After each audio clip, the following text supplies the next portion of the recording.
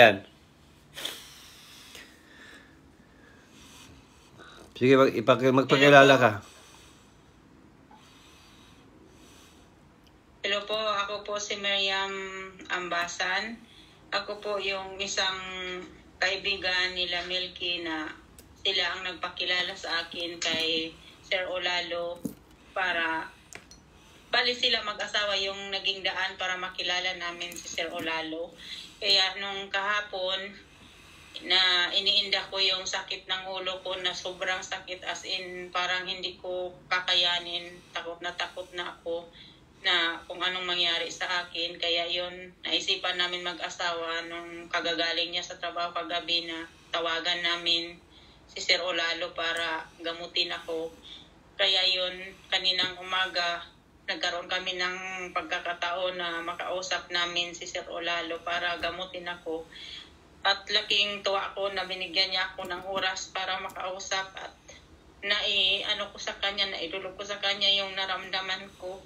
At yun, nung natugunan niya yung yung hinaing ko sa kanya na sana magamot niya ako, naghihintay lang ako ng sandali ng kung gagamutin niya ako o may pa. Kaya yun, nung tumawag siya ulit, hindi nagdalawang isip na gamutin ako. Kaya yun, laking gulat ko na bigla niya akong sinabihan na tanggalin ko daw yung tali sa ulo ko at kung ano yung nararamdaman ko. Parang hindi ako makapaniwala sa naramdaman ko na nanglalamig ako, kinikilabutan ako na hindi ko alam. Tapos basta na lang dumalo yung luha sa mga mata ko na hindi ko alam kung laking tuwa ko na sobrang talaga iba talaga yung miracle na binibigay na naramdaman ko na si Jesus pumasok sa katawan ko. Parang ganun yung naramdaman ko kanina. Kaya ayun, malaking pasalamat ko sa inyo, Sir Olalo, na nandyan kayo para makatulong sa katulad namin na nangangailangan sa inyong paglingkod. Kaya maraming salamat po. Bukod sa yung sinasabi mong na sakit ang ulo mo, nahihilo ka, di ba? Sabi mo? Opo. So, maghapon kang nakahiga kahapon? Maghapon akong nakahiga kahapon na sobrang takot lang na gusto ko nang pumunta sa CR. Hindi ako pwedeng tumayo kasi nangangamba baka matumba. Oh.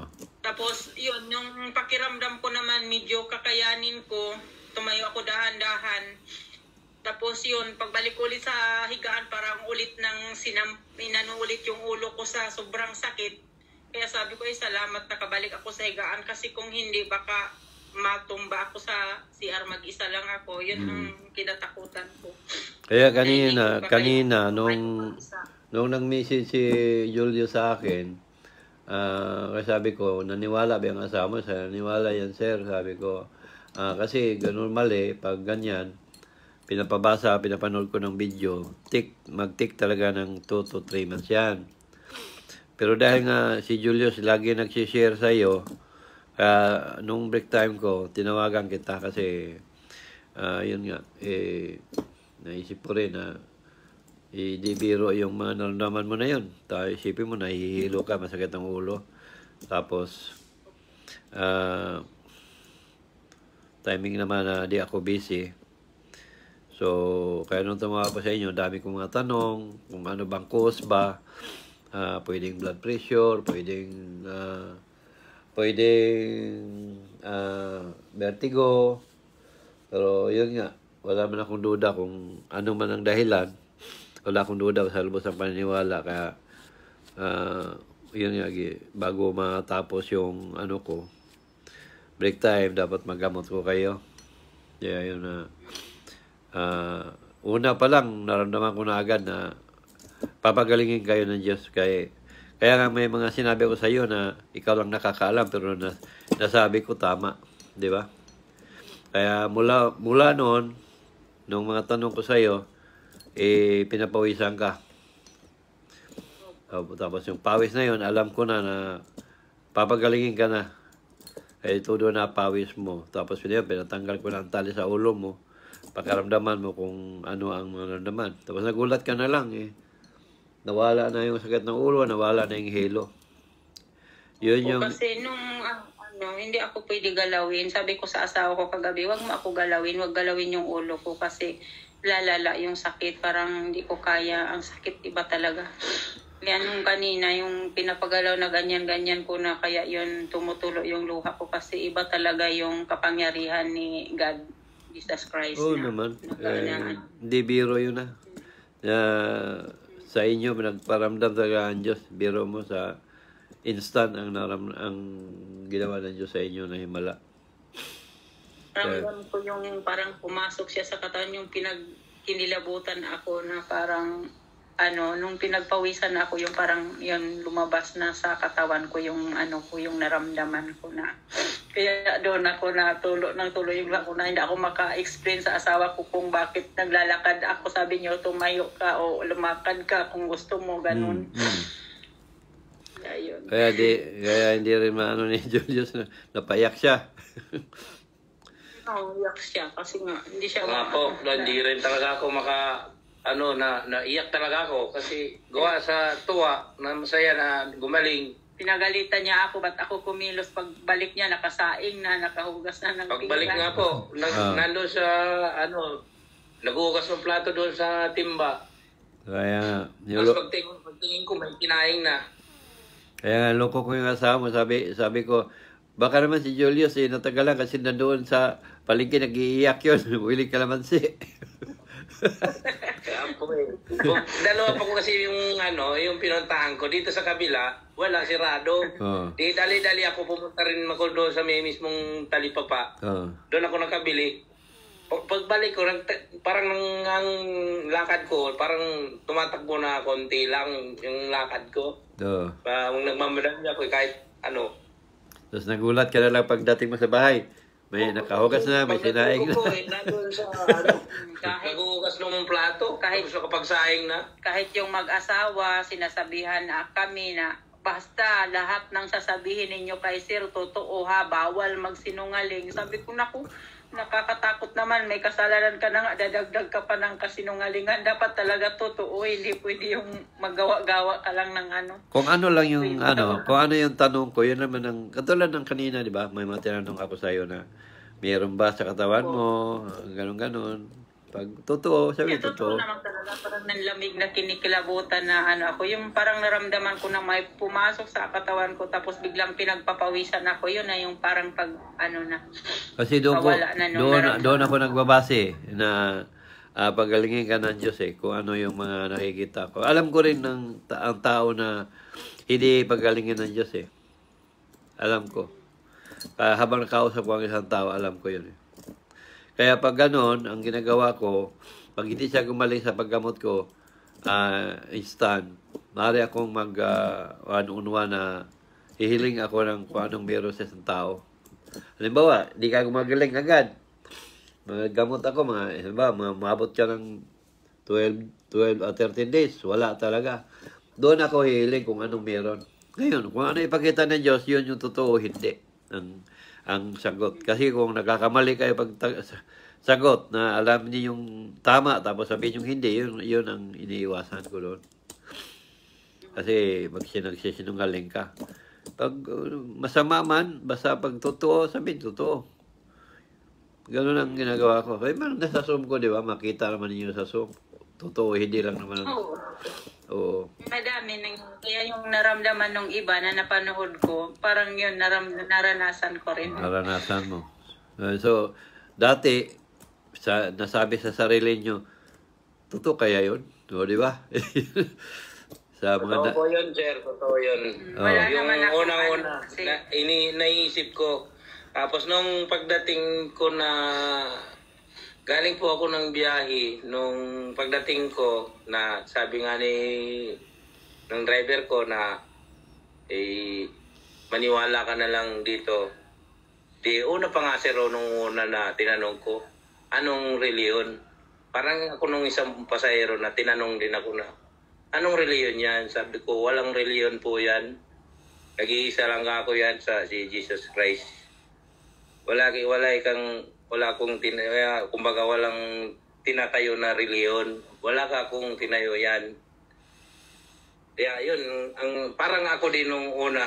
Nung nabasa ko, nakita ko yung YouTube ng driver ko. Nakita ko nga yung bato, inahawakan pa nga ni, ewan ko, yung asawa o yung si Milky. Kung tinanong mo po na ilang piraso, sabi 14. No, nung unti sir, na nung permis ko na mapapakinggan, habang naninikit ako, yung pakinig ko nandoon. Tapos, sabi nga nung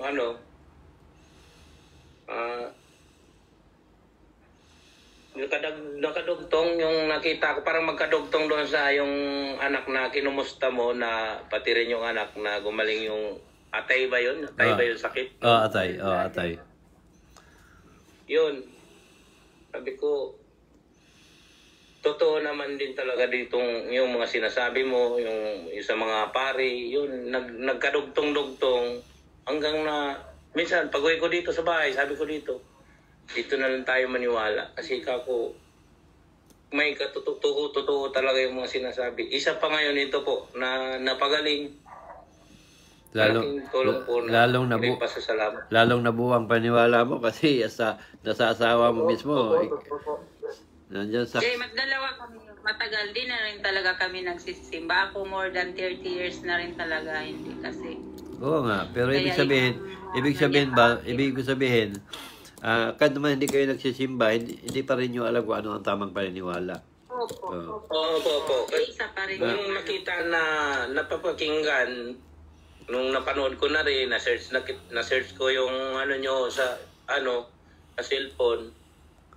Sabi ni Milky sa akin, isa rin yun na kumbaga gabay na kumbaga ginagamit din na ako lumapit sa kanya na kung para mabago yung buhay ko na ganito.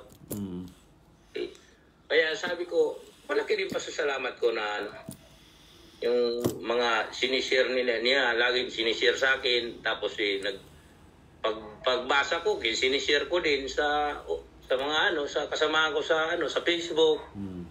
Ganyan. Meron din yung isang kasamahan ko, sir, na driver.